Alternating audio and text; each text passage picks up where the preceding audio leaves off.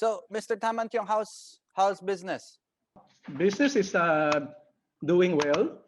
As you know, the pandemic last year was the most challenging year we have experienced in our 42 years JFC history. And while our business has been hit hard by the pandemic, especially in Q2 and Q3 of last year, our company has been generating positive EBITDA since June last year. And we ended the year with higher cash balance versus the previous year.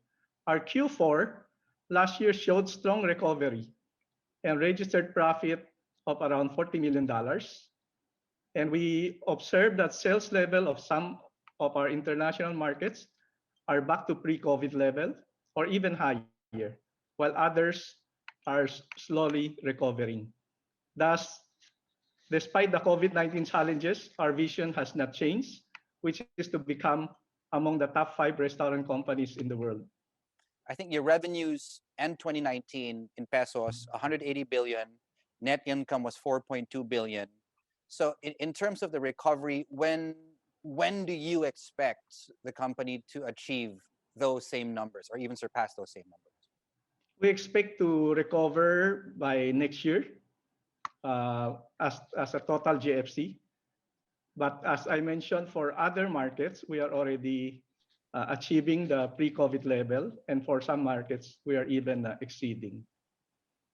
Understood. And just in terms of very quickly, just looking back at last year, just could you give us an indication of what the impact was beyond the financials in terms of number of store closures, number of people that lost their jobs and laid off? Could you just give us an indication perhaps of that's half a step back that the group had to take because of what's happened, obviously, in your key markets? Yeah, last year we had to embark on a business transformation program of about 7 billion pesos. And that's include the rationalization of non-performing stores, some supply chain facilities, and main office support restructuring, as well as on digital technology. So we closed about 486 stores, the highest in the history of JFC. And we also allocated 1 billion emergency fund for our employees and donated 240 million worth of food to frontliners and families affected by pandemic. You mentioned briefly that the medium-term target is 50-50 revenue, local market, Philippines, and obviously the other 50 would be coming from outside. Could you be a little bit more specific? Do we get there within the next 3 years, the next 5 years, or is it more a 10-year plan? We're looking at achieving that ratio in 4 to 5 years. As of end of 2020, Philippine sales contributed to 58% of the entire JFC revenue. So that means our foreign markets have contributed to 42%.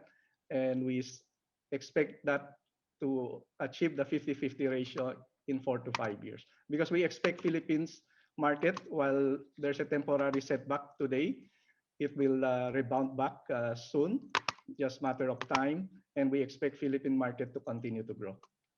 Do you have a specific dollar amount in mind that either you've set aside or would like to set aside at some point for acquisitions moving forward?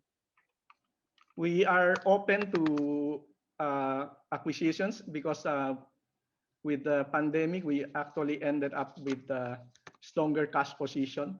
So we are open to opportunities, especially during pandemic. We received more inquiries for asking us for to be their strategic partners. So we're open to this and we'll continue explore all possibilities.